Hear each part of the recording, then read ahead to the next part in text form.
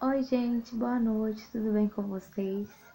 Bom, hoje eu resolvi fazer esse vídeo porque agora eu me sinto preparada para poder falar sobre esse assunto e eu sei que alguém que ouviu o que eu vou falar, que vê esse vídeo aqui, talvez possa se identificar com alguma coisa desse tipo ou possa conhecer alguém que esteja passando por essa situação. Eu vou falar um pouco baixo para eu conseguir fazer as crianças dormirem e só agora que tá dando para gravar esse vídeo. Bom, gente, eu vou tentar resumir o mais breve possível aqui para que vocês possam entender a mensagem que eu tô querendo trazer aqui para vocês hoje. Bom, eu era uma moça, eu era uma menina que fui criada em um lar totalmente desestruturado, totalmente fora da normalidade. Então, fui criada com vários parentes, né? Relacionamento da minha mãe e do meu pai era muito conturbado, era tudo muito difícil. Minha mãe era agredida pelo meu pai na nossa frente, a gente presenciava tudo. Meu pai batia muito na gente e depois de muito sofrimento, a minha mãe teve a coragem de tomar uma atitude, né? E minha avó na época estendeu a mão e ajudou ela. Então a gente veio para a roça, né? E desde então eu fui criada com os meus parentes. Não fiquei muito tempo com a minha mãe, porque a minha mãe também precisava trabalhar. Era muito menino pequeno, a gente também era muito levado. E eu fui levando a vida assim. Tive momentos bons, tive momentos felizes, tive, mas também tive muito sofrimento na minha infância, que poucas pessoas sabem. Tem coisa que aconteceu comigo que pessoas da minha família jamais podem imaginar, porque eu prefiro guardar aqui comigo. Porque tem coisas que acontecem na vida da gente que nós não devemos entrar em detalhe e nem sair compartilhando. Eu entendo que tem coisas que acontecem que é porque Deus tem um propósito acima de todas as coisas. Independente se ela é ruim, se ela é boa, mas Deus tem um propósito em tudo que acontece na sua vida. Quando eu completei os meus 17 anos foi quando eu fui pensar em que rumo eu iria tomar na minha vida quando eu completasse 18 anos. Hoje em dia você vê muito jovem de 18 anos, 20, até os quase 30 anos ainda morando com os pais. Quando é que num caso ainda mora com os pais. Na minha época, quando eu completei 18 anos, a gente tinha a ideia de que completar 18 anos você já podia sair de casa e construir a sua própria vida. E aos 17 eu já pensava o que eu ia fazer da minha vida, né? Eu morava com a minha mãe na época, ela tinha meu padrasto, a gente não dava muito certo, como sempre, né? Relação de padrasto e afilhado, afilhado e enteado, às vezes não dá certo. E aí eu resolvi dar um rumo na minha vida. Foi quando a minha vida mudou, literalmente. Muitas coisas ruins aconteceram, mas muitas coisas boas também aconteceram. E a coisa boa que aconteceu foi que eu me entreguei para Jesus de corpo e alma, né? Eu quis realmente servir a Deus. Sabe quando você quer servir a Deus de verdade? Que você abandona o mundo, abandona o pecado, você quer literalmente servir a Deus? Essa fui eu. E o diabo, ele fica furioso quando um jovem, quando um filho de Deus, quando um servo de Deus, ele abre mão do pecado, abre mão do mundo para poder servir a ele, literalmente. E eu era totalmente dedicada à obra de Deus. Eu era totalmente dedicada com todo o meu coração, com toda a minha alma. Sabe aquela pessoa que lê a palavra de Deus e tenta praticar de todas as formas o que está escrito ali, e quando não consegue, quando ela se dá conta de que ela errou, de que ela pecou em alguma coisa, ela sente dor, se sente incapaz. Era eu. Assim eu era na presença de Deus. Então eu, a vida inteira, foi levando pancada da vida, sabe? Então eu cheguei a um ponto que eu pensei, eu não aguento mais sofrer. Eu não aguento mais ser desrespeitada, sabe? Eu não aguento mais ficar implorando por atenção das pessoas, ficar implorando por, sabe, ajuda, socorro, Porque quando eu era mais nova, eu vivia na casa de um, vivia na casa de outro. Eu via minha mãe sofrer com meu pai. Eu via o quanto ela foi rejeitada, o quanto falavam mal dela. Eu não queria viver daquela forma. A minha alegria que eu sempre tive era estar em Cristo. Mas eu queria poder servir a Deus em paz, não em guerra. E foi quando eu tomei uma decisão na minha vida. Aí que o diabo começou a agir, porque eu dei brecha. Foi quando, muitas das vezes, a gente não dá ouvidos ao que Deus diz. Talvez Deus está... Você está orando, pedindo a Deus para cessar aquela prova, cessar, sabe, aquela dor ali, mas muitas das vezes a gente não tem paciência para esperar Deus agir. Às vezes a gente não presta atenção de que o silêncio de Deus não quer dizer que Ele não está te ouvindo, quer dizer que Ele está trabalhando. Eu não prestei atenção para entender que Deus poderia trabalhar, poderia estar trabalhando ali, naquela causa que eu estava passando. E eu decidi tomar minhas próprias decisões. Foi quando eu acabei me afastando da presença do Senhor. Porque eu, sabe, lá quando eu falei que eu era aquela crente que eu lia a palavra de Deus e se eu fizesse alguma coisa que eu achasse que era errado, eu me culpava, eu já estava virando uma crente fariseu. Aquela crente que você não pode errar, você tem que ser perfeita para as pessoas verem que você é perfeita. E eu queria que eu fosse assim, porque eu fui ensinada assim. Você é aquilo que você aprende a ser. Você não cresce daquele jeito. As pessoas te ensinam a ser daquele jeito, você aprende. E eu aprendi a ser assim.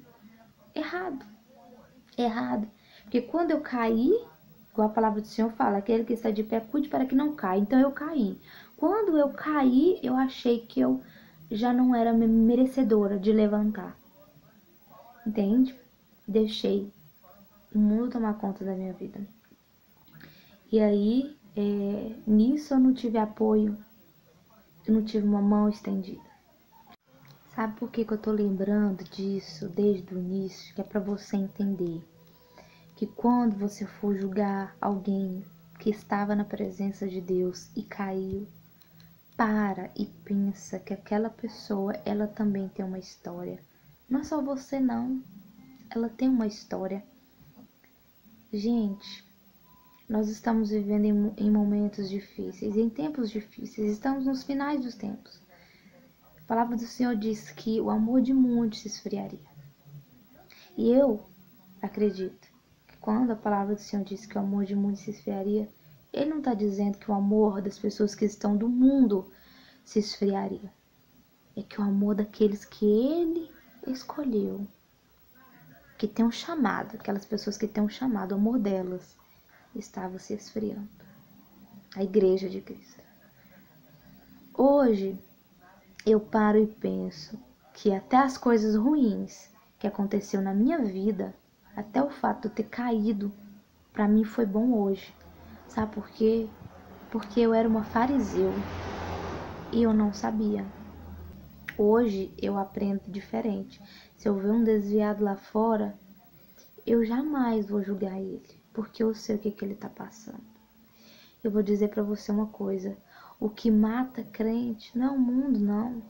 A igreja tem mania de dizer que você vai para o mundo vai acabar com você, você vai para o mundo é isso, o mundo é aquilo.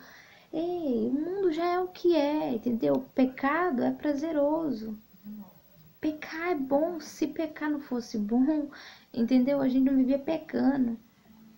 Porque o sacrifício é doloroso. O abrir mão daquilo que é prazeroso, daquilo que é da carne, é difícil. Então, o pecado é bom, sabe? Então, a gente não tem que culpar o mundo, não. O que mata crente, gente, não é o mundo, não é o próprio crente.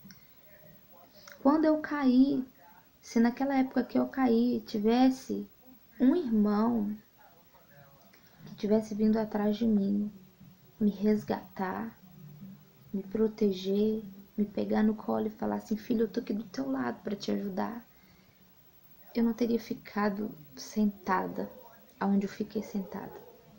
Porque ninguém veio me ajudar, ninguém veio estender a mão. As pessoas me julgaram, me criticaram. Fizeram como fizeram com a mulher samaritana, com a mulher adúltera. Apontaram o dedo, queria jogar pedra, tacaram pedra, acusaram, apontaram o meu pecado e se acharam santas, puras. O que mais me doía não era eu saber que eu estava em pecado, porque a gente sabe que a gente está em pecado. Aquilo já dói por si. Era eu andar nas ruas e aqueles irmãos que eram minha família, né? Que a gente, quando tá na igreja, a gente toma os irmãos como a nossa família. Era passar por eles e não ver ninguém me saudar com a paz do Senhor mais, né? Era eu estar na igreja dia de Santa Ceia e os irmãos ficarem olhando para minha cara para saber se eu vou pegar a Santa Ceia ou se eu não vou pegar, né? Aquilo era doloroso. Quando você vê um irmão que tinha carinho, que você tinha carinho por ele não te cumprimentar mais com a paz do Senhor. Aquele irmão que quando ele adoecia, você ia fazer uma visita para ele e hoje ele nem olha na tua cara mais. Aquilo doía. É isso que mata crente, você tá entendendo? É quando o irmão cai, você despreza, ao invés de você ajudar a levantar. Por isso que Jesus veio para os doentes, para os fracos, para os oprimidos, para os desprezados, para os menores. Porque eles estão ali precisando de ajuda. Não é aqueles que já estão, né, em pé. É para os caídos que Jesus veio. É para os caídos ter história para contar. Obrigada, Jesus. Obrigada, meu Deus, porque o Senhor me ensinou como é ser uma serva do Senhor. O Senhor me ensinou sobre a tua palavra, porque eu era uma fariseu. E eu venho falar para você, cuidado com o que você fala, cuidado com o que você fala, cuidado com quem você anda. Porque as pessoas que a gente anda, elas influenciam muito no caráter da gente. Quando a sua mãe fala para você, toma cuidado com esses colegas, toma cuidado com quem você anda, a gente ouve. Ouve. Não é só jovem, não, adulto também, porque a convivência aprende, sabe? Você aprende a ter os mesmos pensamentos, os mesmos gostos. Ah, fala que não gosta de fofoca, mas tá ali numa roda de fofoca fofocando, tá gostando de saber do assunto. Entendeu? Não gosta de fofoca, então sai de perto do fofoqueiro. Quando eu entrei na época para a igreja, que eu quis aceitar Jesus de verdade mesmo, e depois que passou todo esse tempo que eu já estava afastada, cara, me doía demais ouvir louvores que eu cantava na igreja, doía demais ouvir pregações, doía, doía demais ver um jovem cantando, ver um jovem pregando, porque aquilo era eu tá me vendo na época que eu fazia aquelas coisas. Por isso que às vezes você chama um desviado para ir para a igreja, ele não vai, porque dói. Porque ele sabe que ele vai ser desprezado. Porque ele sabe que ele não vai conseguir retomar aquilo que ele perdeu. Não é fácil, cara. Não é fácil. E eu tô aqui hoje para dizer para você que há uma solução, há uma saída, tá? Eu sou prova viva disso. As pessoas me chamavam, depois, né? As pessoas me chamavam para ir para a igreja e eu não ia mais. Eu fiquei 2 anos sem ir na igreja. Desses 2 anos eu fui em 4 cultos e não fui mais. Mas dentro do meu coração fiz um propósito com Deus. Eu falei assim, Senhor, eu não quero ficar de igreja em igreja. Eu não quero ficar mais. Você sabe por quê? Porque eu gosto de servir com vontade, com verdade. Então, eu quero estar em um lugar em que eu me sinta bem. Em que eu tenha prazer de ir. Que eu tenha prazer de te adorar, de te glorificar ali, que eu me sinta bem, sabe? É tão gostoso você ir para a casa do Senhor e se sentir bem ali naquele lugar. É a casa da gente, é a casa do Pai. Eu queria me sentir bem, né?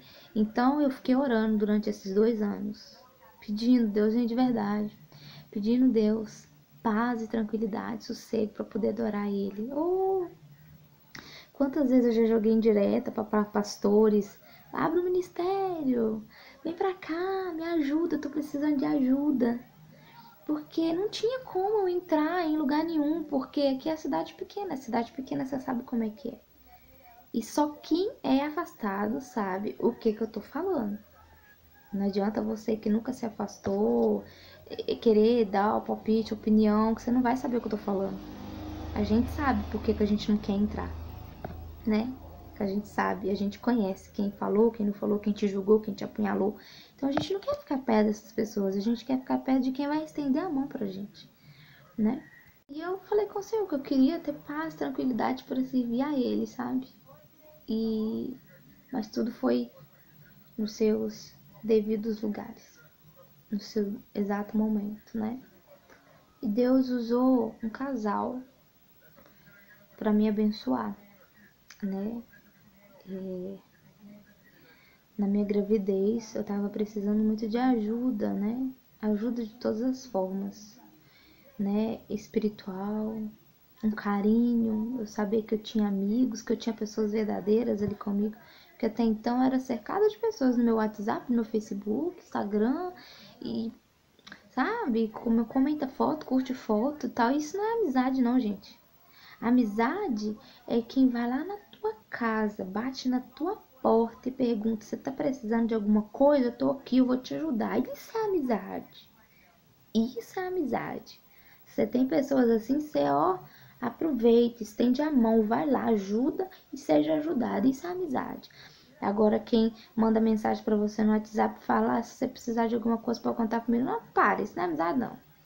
Porque na hora que você mais precisa, você tá igual aquela ovelhinha lá, sozinha no pasto. Bom? E aí apareceu um casal, né? O missionário e o pastor. Eles foram me ajudar. Lá em casa eu tava precisando, ele tirou um dia de serviço dele, né? Que ele poderia estar trabalhando ou descansando, porque trabalhou a semana inteira. Eles foram lá me ajudar. Você tem que ver que gracinha. E eles continuaram me ajudando na minha gravidez, né? Arrecadaram fraldas pra mim e tudo. Me ajudaram muito, que eu tava precisando muito, eu tava muito precisando, sabe? Demais. E aí eu falo, eles não me ajudaram por interesse, porque eu conheço o coração dessas pessoas. São pessoas de Deus, sabe? São pessoas simples, pessoas humildes. E eles me ajudaram. E aquilo me despertou, porque eles também estão precisando de pessoas para ajudar eles na obra. E eu precisava de pessoas para cuidar de mim espiritualmente. E aí, com o passar dos dias, eu ia trocando mensagem e tal, assim, e tudo. E eu ia vendo um brilho, e aquilo foi me conquistando, sabe? E hoje, eu posso dizer que, para honra e glória do Senhor Jesus, eu consegui me levantar, graças a essas pessoas que me ajudaram, que foram na minha casa e estenderam a mão para me ajudar. Graças a Deus, eu consegui voltar sem medo, sabe? Sem vergonha. Eu me senti amada, foi maravilhoso. Levei os meus filhos para consagrarem, né, ao Senhor, os dois, a Débora e o Júlio, levei eles, consagrei os meus filhos. No dia tia madrinha, né, e mãe também, ela foi lá comigo, oramos juntos. E é uma pessoa também que esse tempo inteiro ela sempre esteve de joelhos por mim, orando por mim, sabe? Ela nunca desistiu de mim. E eu sei que nunca vai desistir. Sempre esteve ali orando. E, e nesse dia eu uni com a igreja. E foi um dos melhores dias da minha vida, que as irmãs me abraçaram, sabe? Quando vocês verem alguém caído, prostrado, não julga não, cara. Não julga não. Você não sabe o que essa pessoa tá passando, sabe? Igual a palavra do Senhor fala no Santa Ceia, examine o homem a si mesmo, sabe? A gente tem que examinar a nós mesmos todos os dias. A gente não pode julgar o pecado de ninguém, entendeu? A gente tem que ajudar a levantar. Você sabe por quê? O pecado dela, foi exposto para todo mundo. E o seu? É só você que sabe. Imagina se o seu pecado de hoje, ou de antes, ou de agora, foi exposto para todo mundo ver. Era você que estava aí agora, entende? Então, mais amor, vamos estender a mão, vamos ajudar, tá bom? Porque eu sou um sobrevivente, eu consegui.